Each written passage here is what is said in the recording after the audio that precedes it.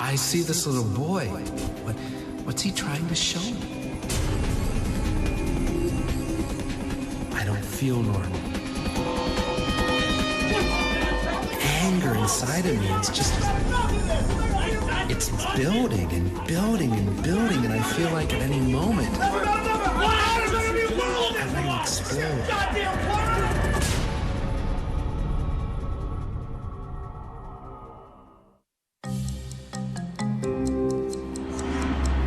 These are the true stories of real cases and the psychics who help investigators solve their most baffling mysteries.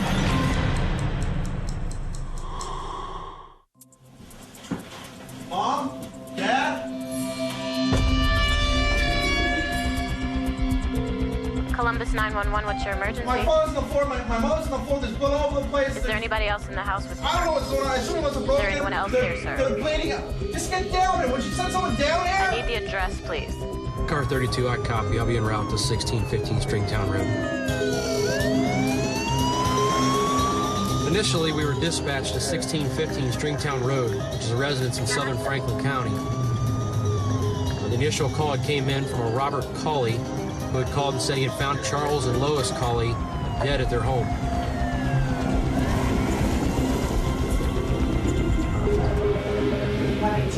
As the officers arrived on the scene and entered the residence, they found Mrs. Colley lying in the kitchen.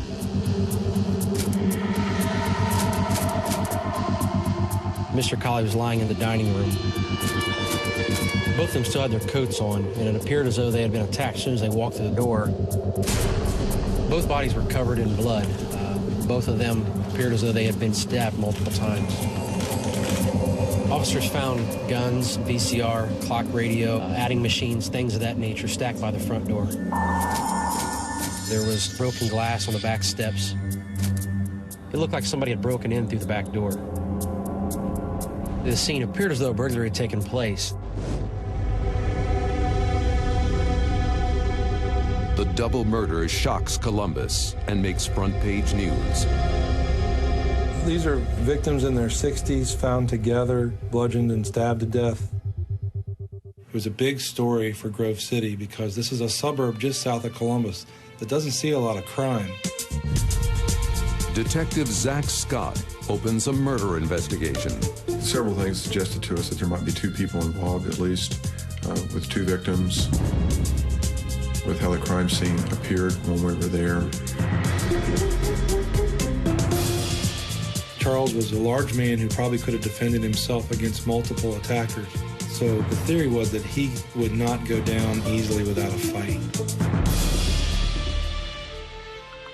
The crime scene itself looked like it may have been first-time burglars attempting to do a burglary, but were inexperienced on the proper way to pull one off. And it looked like to me that they were interrupted during the process of committing this burglary. I checked with the officers that worked the area for the night of the attack to see what kind of citations they issued. If there's any suspicious persons in the area, I was looking for witnesses and maybe might catch a suspect in that area. Unfortunately, the reports did not produce anything of any value. We also canvassed the area where the Colleys lived, talked to the neighbors, but unfortunately no one saw anything out of the ordinary. Zach Scott talks to the Colley family to see if they can point them in the right direction. As part of a routine investigation of this nature, we always talk to all family members. You want to get to know your victims as intimately as you can. And Robert Colley was the first person that was at the scene and called police.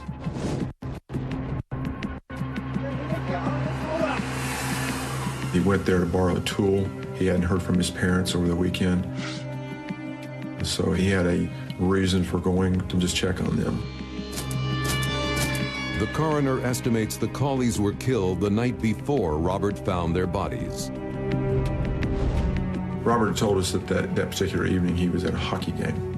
After the hockey game, he went home to his wife, Celeste. We talked to Celeste, his wife, and she corroborated what he said, stating that he did come home right after the hockey game. Colley's alibi checks out. Police still have no suspects.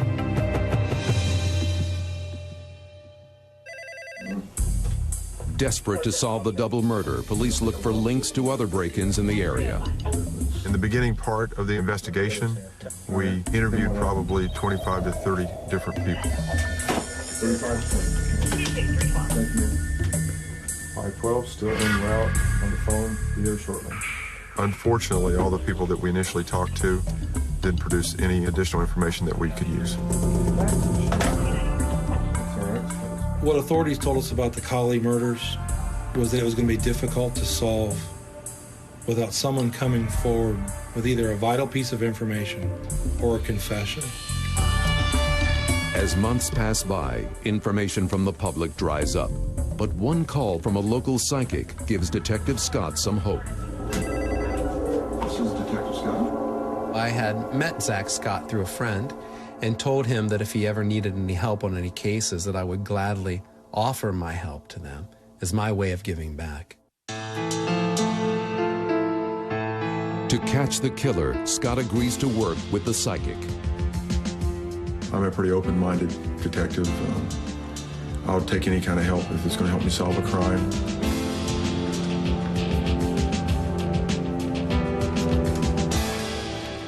When Tana called, he said that, yeah, he would like to look at some crime scene photos, and I selected a few that gave him an opportunity to review. When I actually hold a crime scene photo, it's almost as if I become that person. I can feel their emotions or their impressions. It's almost like I can see through your eyes.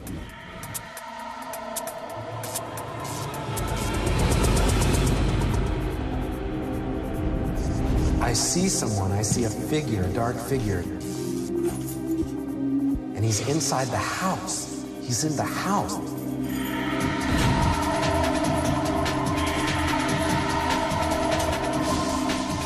Who is this? I can't see his face. He's by himself. He's alone. Right away, I felt that there was not more than one person involved. This was a lone killer, and it was something very personal. But police say the Colleys were murdered by at least 2 burglars. One theory must be wrong.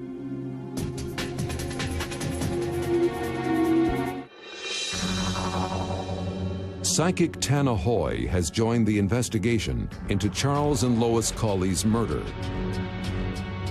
The psychic's vision shows a lone killer committing the grisly crime.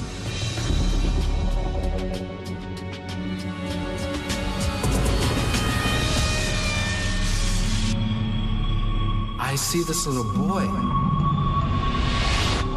What does this boy want? What's he trying to show me?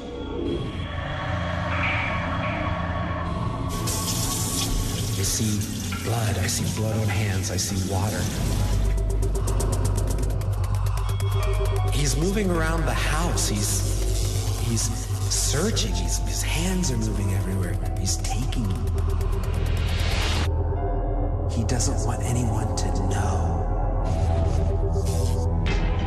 He breaks the window. He breaks it, but he breaks it inside the house. Inside the house.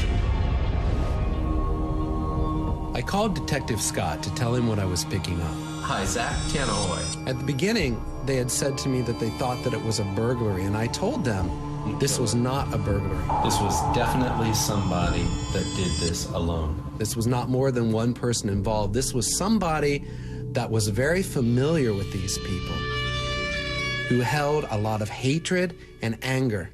And it was going to be somebody that nobody in the beginning would have suspected. When police take another look at the evidence, the psychic's intuition begins to make sense.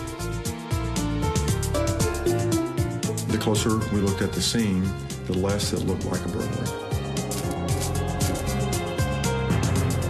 The items that were selected by the burglars looked mostly like something a child would pick up. It was a BB gun, costume jewelry, a adding machine, a telephone. Another indicator to us at the crime scene that led me to believe possibly that it was a staged burglary was the fact that there was more glass on the outside of the door than there was inside. Someone had hit the window from the inside, wanting us to believe that this is where the perpetrators had entered from.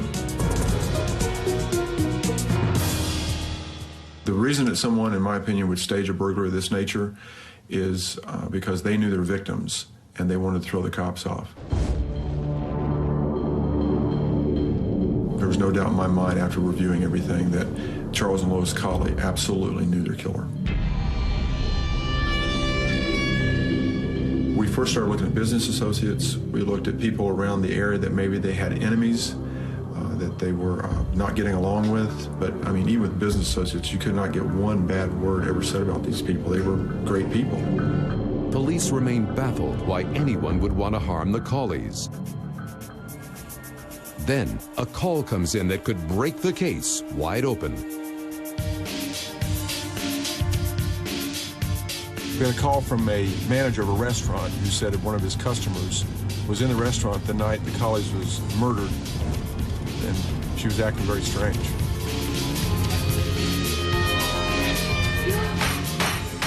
She was seen on the same night the Colleys were murdered. She was seen in the same proximity of where they lived. Can the investigators track down the mysterious woman?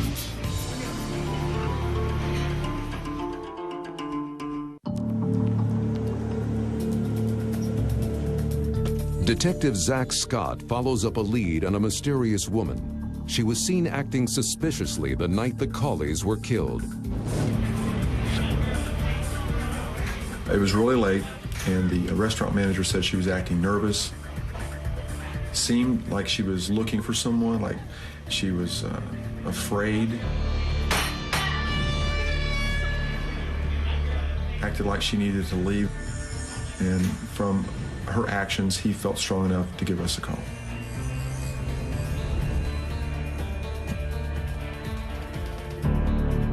We were eventually able to identify who that person was, and so we were able to go and talk to her. The investigation showed us that she had nothing to do with any of the deaths of the family. She was just down there in the area. Police are still without a prime suspect. The case stalls.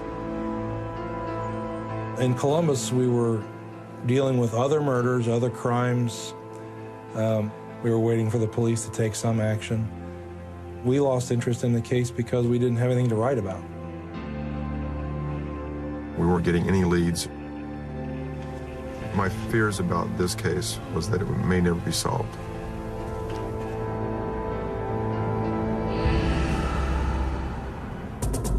But then I started getting impressions of the Colley murder again. I leave myself totally open so that I am able to receive impressions and feelings and visions at any time. Just in my everyday life, just in an instant, something will come to me.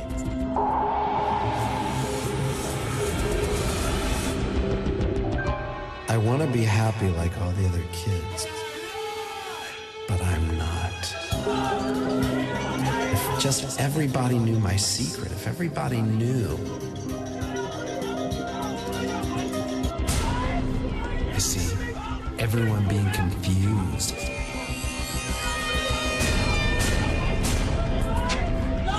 I see violence, anger. I don't feel normal, I don't feel normal, I don't feel normal. I hear screaming.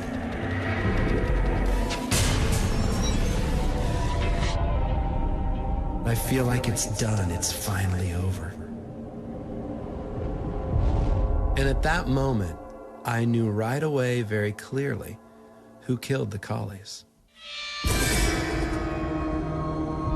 All through this case, I kept seeing a little boy, and I couldn't figure out what it meant. And then suddenly I realized what I was being shown. This little boy was representative of Robert Colley. I knew it was Robert Colley who killed his parents. Detective Scott isn't surprised by the psychic's claim. He's beginning to have his own suspicions about Robert Colley. Eventually, we started focusing our investigation on Robert Colley. There were several factors that came into play. We felt the burglary was staged. And Robert Colley's demeanor has changed over the course of the investigation. Part of the behavior of a victim of a crime or family members, they keep in touch with us. They want to know the progress of the investigation. Sometimes they just want to talk to you, just to have that connection. Robert showed no interest. In a lot of ways, Tana was helpful in confirming for us that we were on the right trail. Detective Scott sets his sights on Robert Colley, but when he decides to bring him in for questioning, Colley is nowhere to be found. As our investigation continued, Robert Colley decided to move away from Columbus. Is Robert Colley a killer on the run?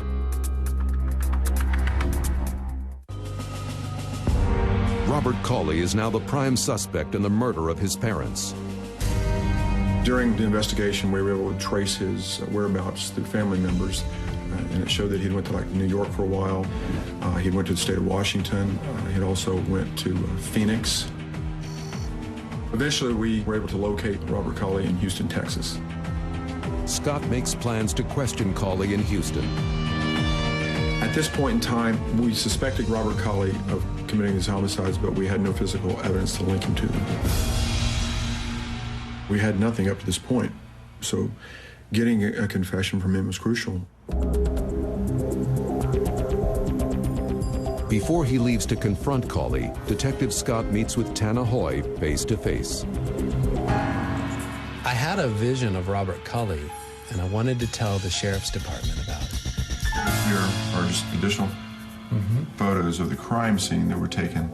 I could feel and see and hear.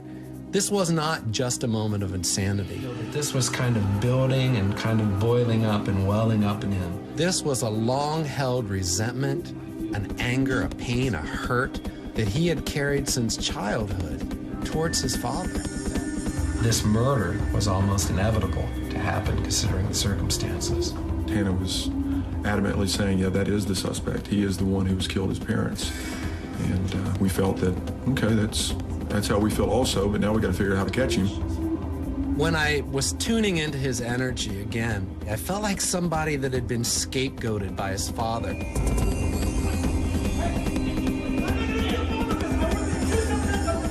I never lived up, couldn't get my father's approval, and held so much hatred and anger as a result of this disapproval.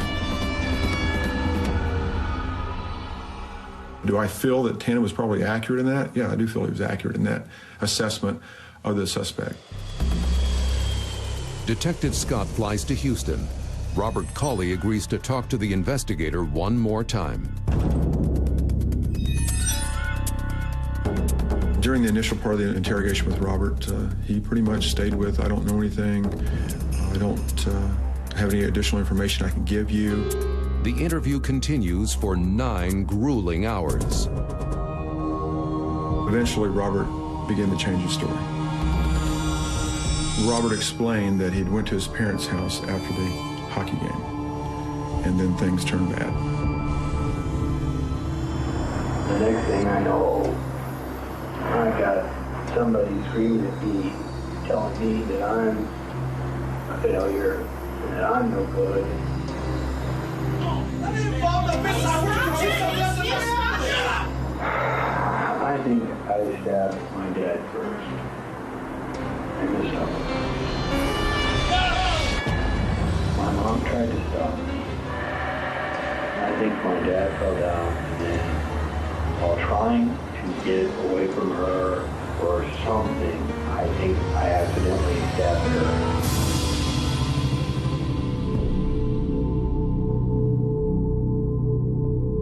Robert Colley is charged with murdering his parents. His trial lasts for 15 days.